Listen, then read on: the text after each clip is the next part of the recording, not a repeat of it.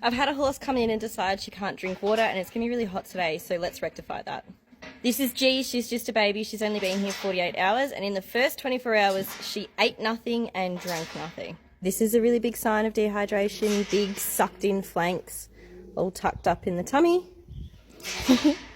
And then we come to her neck to do a skin pinch, and that's not too bad, but still not as quick as it needs to be. Thankfully, she's decided that she can now eat hard feed, which I've wet right down to try and get some fluids into her. And last night I gave her molasses water, so I'll show you guys how to do molasses water if you haven't seen that before.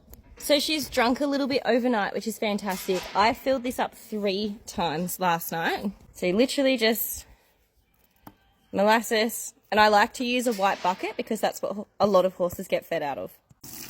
And then you literally just fill it up. It's because we need more in there, though.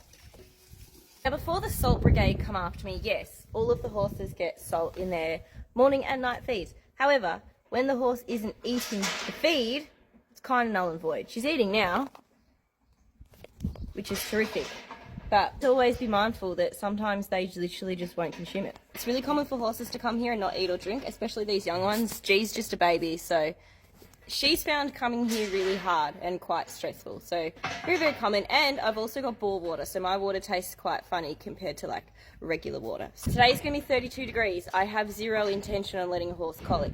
So last night I came out at 11:30, I came out at 1, I came out at 3, and I came back out at 5:30 just to make sure and keep topping up her molasses water. And she ended up drinking 7 litres of molasses water and then half of this flexi tub of just plain regular water, which is fantastic. If a horse has water available to them, their instinct will not allow them to die of thirst. However, colic is the really big factor here. Colic is the biggest risk. So as you can see, I made her feed rather wet. I soaked her pellets so they turned into like a mash.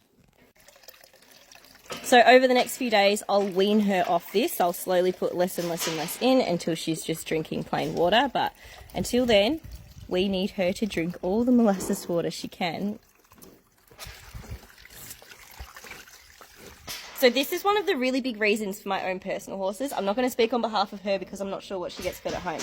My own personal horses, I am a real almond mum. I don't give them any sort of sweet feed because in times like this, when I need them to drink something or need them to eat something, I can add something sweet. Oh! What the hell?